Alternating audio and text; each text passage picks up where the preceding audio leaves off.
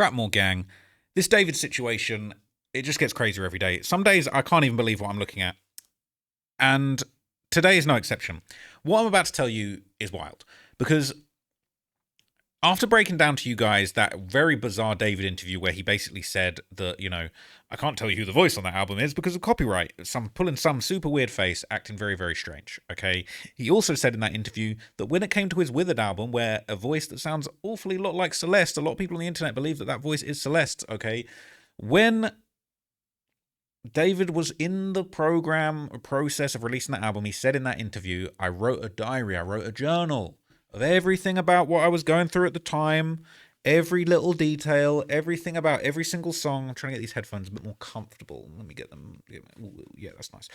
Every single detail about every single song. He said he was going to break it all down in this journal. And I said, I can't wait to get my hands on that journal. I can't wait to see what was in that journal where he breaks down every single song, including the song where Celeste was featured on the song. I've got it. I've got the journal. I've got David's secret journal. Songs from Withered scrapbook. I've got it. Okay, I've got it. It's here. It's bad. It's bad. All right, it's bad. So let's look at some of the comments, right? People saying page 6 is so disrespectful to God. Why the Amen? Is he serious? He has blood spattered on the book. The whole book is demonic and sounds like the spirit of death talking. Depressing, helpless and suicidal thoughts. Great for the youth. Not. Okay, people saying thank you. I'm curious how much the industry had a hand in creating this David universe. I believe he could be so twisted without evil. I find it hard to believe he could be so twisted without evil influence. Almost reminds me of kids raised in strict, often religious houses who go crazy with sex, drugs, and breaking religious values once they get a taste of freedom in college. Okay, people saying they think he got lured online by the 764 cult. Okay, that stuff's crazy. All right, it's wild. It's actually wild. Okay, it's breaking it all down. Okay, the pages are wild. Okay, people saying this is a murderer's manifesto allegedly. All right, does this photo look really similar to anyone else? This man thinks he's slick. Disgusting. R.I.P. Celeste. Okay, interesting. That's the one circled. That is from a music video with a lookalike. But that, ooh, them two pictures together, ooh, that's a bit crazy. Invisible string theory equals the red shush tattoo. I believe there was talk of it being red string. So look, I'll just read you the whole thing. I think why not just break it all down? I'll read you the whole thing, and I will make it very clear when I get to the part in the video, okay, where we are talking about the Celeste song. Okay, if you want to skip to that part, you can probably hunt it down, but I'm going to read it all to you. This is Welcome to Withered. I started this journey as a homeschooled kid, making music for Fortnite montages, never imagining where it would take me. Over time, I drew inspiration from everything around me. Bear in mind, the album's called Withered, all right? And there was a body that was found decaying in his trunk, the body of Celeste Rivers Hernandez. Rest in peace to her. She was 14 when she died, okay? Drawing inspiration from everything around me, the album's called Withered. What is this psycho shit? Anime, movies, and even other people's lives. I think that's cap. It's so beautiful watching you guys connect to the music and most importantly, connect to me. The last 2 years have been a journey since I left Houston. New places, new people, new experiences have shaped me in ways I never expected. The album is the first time I've truly opened up about my own life, my own stories. It's raw, it's real, and it's me. Let me zoom in. Have I still got a zoomer in? Let's see if I've got the zoom in. And me, thank you for listening, for connecting, and for being part of this journey. I hope these songs mean as much to me as to you as they do to me. I love you all infinitely. XO D4VD. With the 4 that people be saying, if you flip it upside down, it does be looking like a bad thing. Okay, we're going to go through the whole thing. Let's just go through the whole thing because I feel like the whole album does hark towards this incident. Atomic Land is a song I wrote about the implications of delusion in a relationship. Bro, the whole thing is about Celeste. That's how it seems in my opinion, all right? A song I wrote about the implications of delusion in a relationship that's just starting out and rekindling. When you meet someone new or start to gain feelings for a person, what's that say? The legs, the things, the logs. I don't know what that one says. The things you know about them suddenly becomes the more. Your dependence on the thought of that person and often outweighs the actual experiences you have with them. Oop, that's a bit messed up. Often leading to disappointment we bring into ourselves, and it's completely our fault for expecting an outcome of a connection because of the amount of dopamine, oh my God, your infatuation produces, which then leads to irrational decisions and unrealistic views of what you and this person actually are. Bruh. Sounds to me like you're describing like getting into a relation. It's just, to me, in my opinion, it just sounds like you're describing, getting into a relationship with a minor, having these expectations, it not leading up to it. Maybe you realize, hey, wait a minute, I'm just in an immature relationship with a minor. This isn't working out the way I thought it was. There's dopamine from me possessing this person that I met on Discord all these years ago. It's not working out. That's just my opinion on how you could take it if it does turn out that he was involved in the situation. I've got to be careful what I say. But this is crazy. From the get-go, this is a mess. This is just fucked up from the mess. It's a mess from the get-go, right? Sky. Sky is a song inspired by Chicken Little. Haha. At face value, it may sound like nothing more than a funny reference to the sky is falling, but I applied that to my own life and personal experience. This whole thing's going to be a confession. It's extremely draining to feel like the entire world is crumbling around you and the person or people in your life that are the most important are drowning in ignorance to your situation because they don't understand the severity of what you're feeling. Bro, stop confessing. Can you stop confessing? Can you just stop confessing, please? Oh my God. This last bit, I got to do the magnifier just so that you can see everything really well. It can even feel like you're in the wrong for feeling how you do, especially when those emotions are hard to explain. You feel like a letdown for not being able to keep up appearances or end up being patronized by someone you love because you can't keep it together. It's the absolute worst. Sad face. David, man, could you not told on yourself at every single turn? And now to our next masterpiece in self-snitching. Track 3, You Left Me First. Okay? Is that Heart? Is that him recording in a closet back in the day? Said, You Left Me First is a conceptual think piece of how I viewed my first relationship. Very contradictory to the title. In this relationship, I was the one who constantly had to detach myself and leave multiple times, often being mistreated and emotionally neglected to the point where it felt like she was leaving me spiritually and emotionally. Perhaps physically, perhaps leaving this earth, maybe? Although I was the one who left physically, the themes throughout the song talk about my struggles when trying to mend a broken relationship by myself with no effort from the other side. Like, he's such a broken, bleeding heart. With no effort from the other side, feeling as if there was no point in trying at all, going through very high points and even lower low points. I feel like the low points, I don't think anybody's having lower points than David right now. I'm not saying I have sympathy, but like, right, you having some low... Right, when you wrote this diary, you didn't know how low these points could get. So I mentioned in the song that she loved me at my best and I loved her at her worst, which basically sums up how exhausting that cycle was, constantly having to keep up appearances for her and put her first, while her lack of reciprocation was eating away at me until I couldn't take it anymore. But hey, that's just love sometimes, I guess. What happened when you couldn't take it anymore? What did you get up to after you couldn't take it anymore? I'm seeing a lot of red on these images, right? A lot of red. That's the piano in the house. Okay, I just want to keep track. All right, these are looking like bloody thorns. Withered. Project's called Withered. All right. Track 4, Say It Back. So much of the text looks like it's written in blood. I just want to point that out. This is this is actually wilder than I thought it was going to be. Let me just get this a bit more cleaned up. Can you see that? You can't actually see what I'm doing here. Let me get this bigger. I want to be able to just zoom in and show you guys what's going on, you know?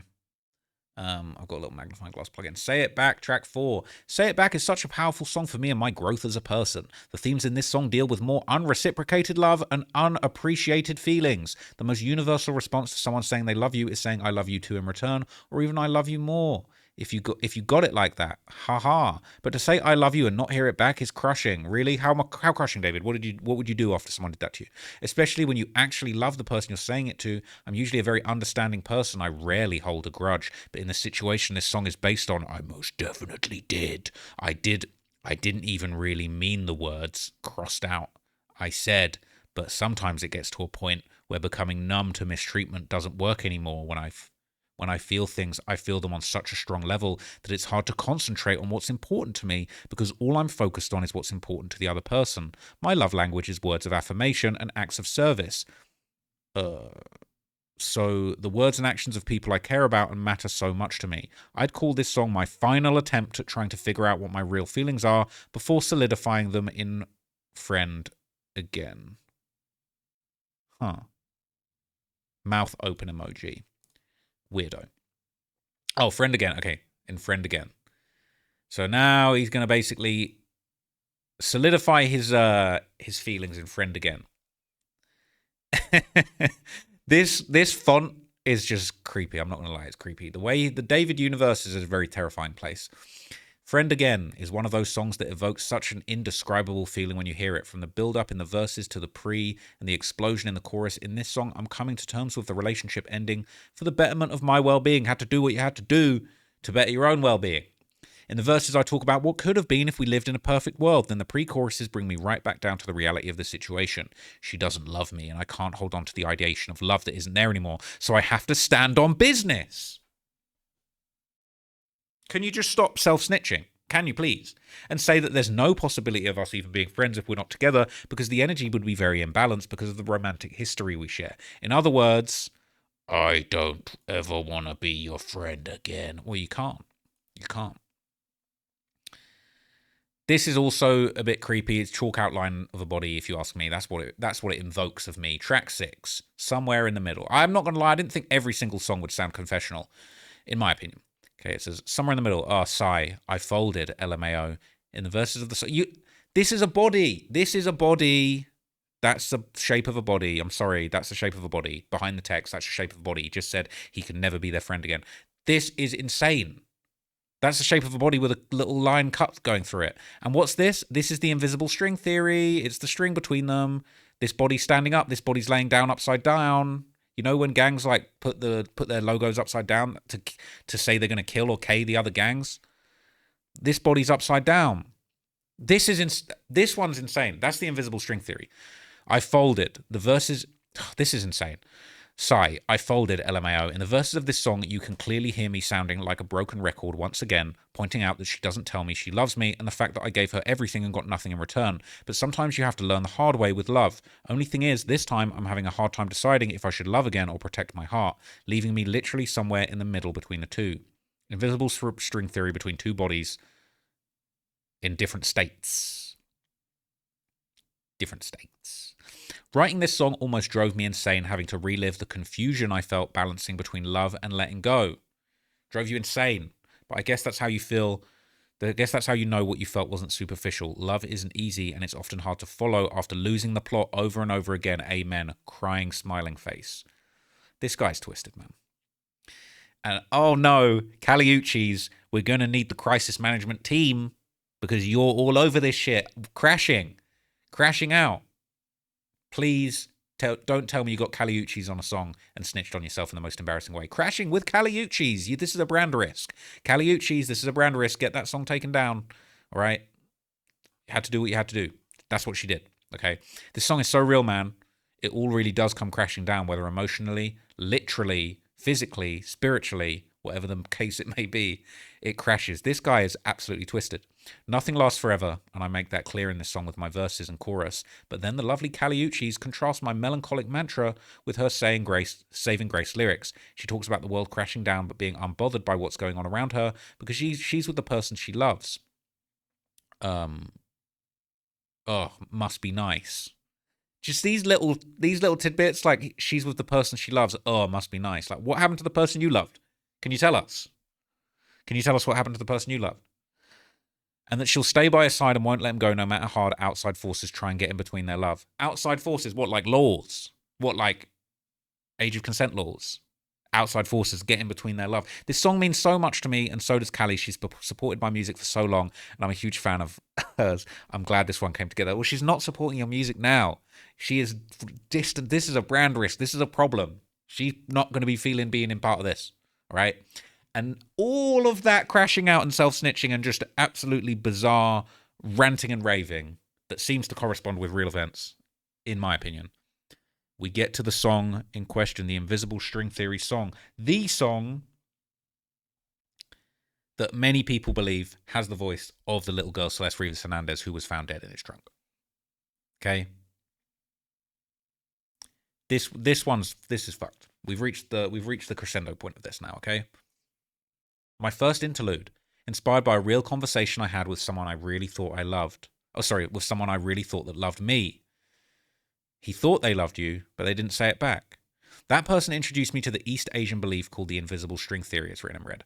It stated that everyone has an invisible red thread attached to one finger from birth, and that thread leads you to the person that you are destined to find at some point in our lifetime. This scarlet connection is very significant in East Asian culture, and it's said to be unbreakable. Your string may lead to your future lover or best friend or even a pet you form a bond with at some point in your life.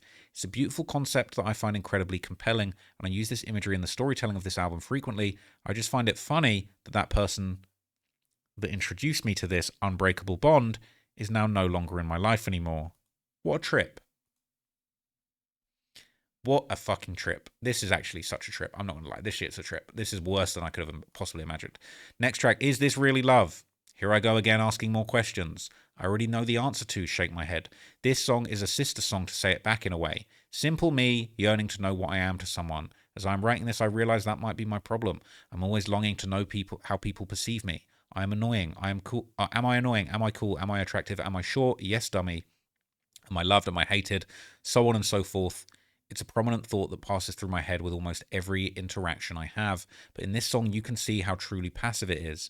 I'm saying bluntly, if I'm not enough, let me know when you find what you're looking for.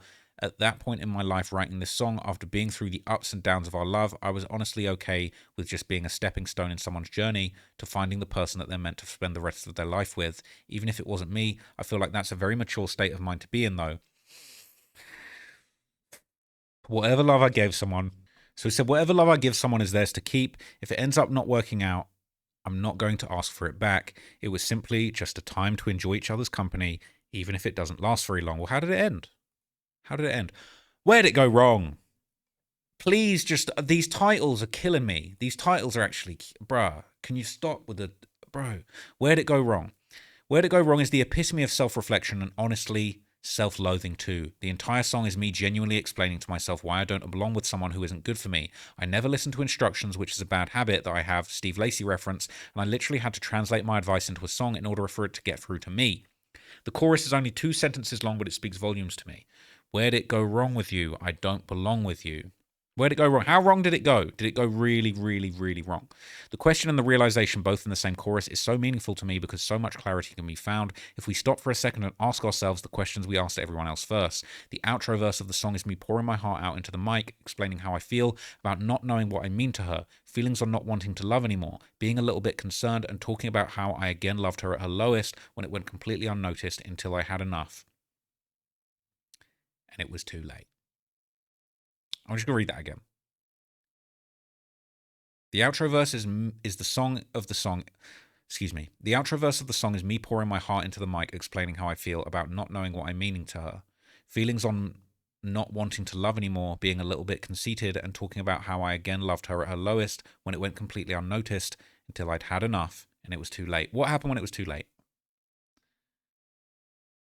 So this is Feel It, track 11, right, from Invincible.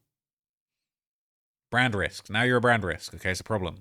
So I feel like I've been making sad songs since I started making music. To have the opportunity to kind of think about different things, it was kind of like, this is my moment to show people that I can be happy at some points too and not make sad anthems all the time. We wrote the whole thing in 45 minutes, sent it to Invincible, and they said that's the one. It's interesting, right? Now you're happy. After that love's gone, that problem solved, you're happy, you're back to it, you're feeling it. You're feeling yourself. Not feeling yourself no more. Okay? And look at this. Oh no. What happened, David? You're covered in blood. Bullet holes all around you, blood smeared all over the wall. What happened? This is creepy. Next track, 12. What are you waiting for? So on this one it says, what are you waiting for was such a fun break from my sad boy, sad song vibe. I wrote it in Japan early in the morning after my friend Tyler sent me the beat, and I hopped on BandLab immediately to start cooking. The whole idea of the song is so egotistical and entitled me thinking I deserve to be sought after instead of doing the seeking out for once. Completely hypothetical situations, but seeing someone instead of going over to them and exuding my aura. Wait, his punctuation is terrible. Completely hypothetical situations, but seeing someone instead of going over to them and exuding my own aura and Riz is insane, but it translates into a song so well it doesn't even sound that crazy. But I loved writing it so much, and also getting back into my indie rock up-tempo bag was a refreshing experience. I missed making songs like this. The What Are You Waiting For music video shoot.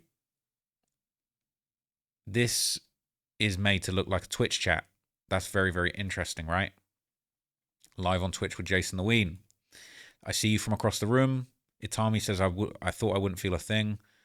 They say it's getting colder now. I want to get close to you. I swear we've been here before. I guess you didn't notice me, but you do now. Oh, now you do. What are you waiting for? Because I've been standing here. I've been standing here. What have you been waiting for? Because I've been standing here. It's never been so clear. Pokimane doesn't want to be associated with this. This is brand risk. Track 13, One More Dance. Now you want one more dance. And this is the music video where he's literally, it's seen on camera dragging a dead body in a fictionalized scenario and putting a body, or two characters, one of whom is a lookalike for the little girl that was found dead in his trunk, putting a body in a trunk. This is twisted, okay? One More Dance. Classic David Thiemann vibe. Pure romance. This song is me literally longing for one more dance with somebody I don't have a connection with anymore. And that's a picture of you. That's you covered in blood. Are you like, and the LAPD still, like, bro, can somebody do something about this? The song's literally me longing for one more dance with someone I don't have a connection with anymore. Just to savor one more time. It's so beautiful to not think negatively about love all the time and have these bittersweet moments in my songwriting where you would think that I'm writing it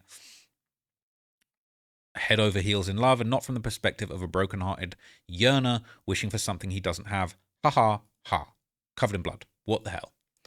We're nearly done. Don't tell me the song's called Ghost. What's a ghost? A ghost is a dead person, okay? Ghost is somebody who's not here anymore. It is a spirit of the no longer living. Ghost is a really special one. My good friend Matt Maltese and my friend Scott James, Jack Hallenbach, and Lucio wrote this one with me in London. A much different flavour of song here. I wanted to explain the feeling you get when you're not in love with someone anymore. Oh my God, stop. No, stop. It's not. I wanted to explain the feeling you get when you're not in love with someone anymore and they're no longer yours, but you always keep a piece of that person. What did he keep of her? You're not in love with someone and they're no longer yours, but you always keep a piece of that person or a piece of that love forever. What did he keep? What was found? Well, I mean, I'm sorry, I shouldn't laugh. This is fucked up. Because I was thinking, what did he keep? And I'm thinking, oh yeah, he kept an entire deceased body of the person in his car. Oh yeah, that's what he kept. You always keep a piece of that person. They're no longer yours, but you always keep a piece of that person. Are you fucking joking? You always keep a piece of that person forever. Like, what? To be connected with someone to the point where every person they meet after you is getting an incomplete version of them. And they're talking about she was potentially cut up and dismembered. Any person they meet after is getting an incomplete version of them. You took parts of her away. This is fucking disgusting. Because the only thing that completes them was you. Bro, I can't believe what I'm reading. Which brings me back to how complicated love is and how important compatibility is in the context of a relationship. It doesn't matter how much you love someone if you're incompatible. It just will not work out for the life of both of you. What? What? It doesn't matter how much you love someone if you're incompatible. It will just not work out for the life of you. For the life of both. For the life. You're talking about you took a life. You kept a piece of... What? It doesn't matter how much you love someone if you're incompatible. It just will not work out for the life of both of you. But the one thing you'll always have, if not the person themselves, is the spirit or the ghost of a love that was once alive. Okay, this is actually the most crazy self-snitching. I'm just going to read this. This is fucking insane. This is insane. I'm going to have to read this again. Because the only thing that... Oh my God, this is fucked. I can't believe what I'm reading. I wanted to explain the feeling you get when you're not in love with someone anymore and they're no longer yours, but you always keep a piece of that person or a piece of that love forever. To be connected with someone to the point where every person they meet after you is getting an incomplete version of them because the only thing that completes them was you, which brings me back to how complicated love is and how important compatibility is in the context of a relationship. It doesn't matter how much you love someone if you're incompatible, it just will not work out for the life of both of you. But the one thing you always have, the one thing you'll always have, if not the person themselves, or perhaps the person themselves in your car, is the spirit or the ghost of a love that was once alive. This is fucked. And then up here it says, because the only thing that completes them was you. Because the only thing that completes them was you. This is deranged. This is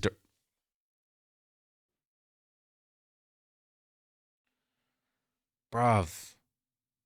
What's wrong with this guy, bro? This guy's tapped. This guy is tapped. Is this the last page?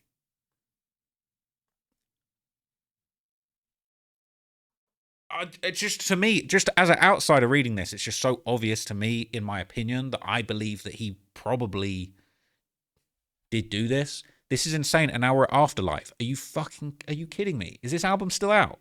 Is this album still up? I'm going to just wait. This album's still publicly available. And it's all these songs. Where Did You Go? Ghost. Afterlife. It's still up. It's still up. Caliucci's song's down, though. Caliucci's song's down. Bro, this is insane. All right. I'll just read you this last thing and I'll wrap it up. But this has actually chilled me to my bones. Afterlife. Here we are at the final curtain of the album. Afterlife. Funny thing about this song is I wrote it before Withered was even a real thing, with the intention of it being an outro for something in the future. I made sure this song stayed around. This beautiful song is essentially my send-off, so to speak. The death of a beautiful rose that lived, experienced, and withered. I view myself through that proverbial lens because life is often like that. You live, you experience, and you wither. But most importantly, you have to cherish those experiences that either stay or go. In this song specifically, I speak on every time I stayed through thick and thin in the relationship this album represents. Bro, she's on the interlude. She's on the album. What the every time she crossed the line, I stayed by her side, even going as far as to let love kill me, and even then still loving her after death. After death. Bro, can someone from the LAPD just get busy? Like, are you joking? But that's just for the song. Real life isn't poetic. Sometimes you have to know when to leave. Sometimes you have to notice that things aren't getting better. Sometimes you have to let go of the rose stem that's stabbing you with the thorns of so-called love. No matter how beautiful the petals look to you, it's not worth holding on to pain disguised as love. It's not worth dying for superficial affection. It's not worth expediting your own demise just to feel something for a moment. That's the message of this album. To learn to separate your fantasies from reality. To learn to let go. To stop asking the same questions over and over again. To stop repeating a cycle forever. To live, to grow, to experience, to love, to mourn, to grieve, to laugh, to cry, to hurt, to heal, to break, to become whole. These are blood spatters.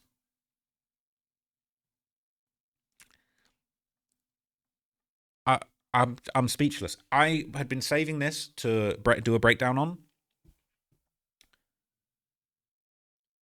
I'm speechless. Like, this is insane. I've broke down all of his songs, all of the backstory, all of the crazy stuff, but there's nothing that's actually chilled me to my core as much as this. This reads to me, in my opinion, like a confession, like an all-out, balls to the walls, full-blown confession, breaking down every single step of the way. I feel like I see the point in the album when this person died.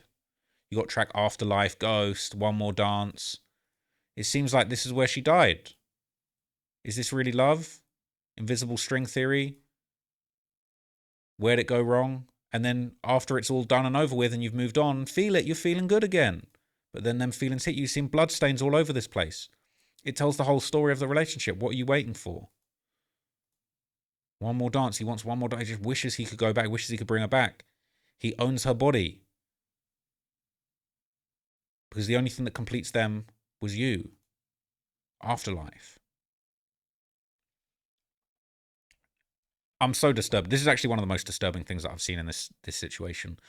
You guys tell me what you think of this. I really haven't got more to say. I think it speaks for itself. I'm sad to see this. And again, this is just another one of those things that just makes you think, like, why, like, when are we going to get justice? In my opinion, this reads like a confession. We still don't know what's going on with the LAPD, accomplices, all of this kind of stuff. But, like, really, it's hard for you to read stuff like this and not think that this is... I don't think I don't think anyone's this creative. It seems like this was inspired by real events, to me, in my opinion. But you can make up your own minds, man. Let me know what you guys think. I'm really shocked and chilled to my core, and yeah, I'm quite disturbed by that, man. I'm genuinely quite disturbed by this. This is actually crazy. But yeah, I'll catch you guys in the next video. I've got a few other things I'm going to break down about this soon. But yeah, that's just insane. Yeah, I'm out.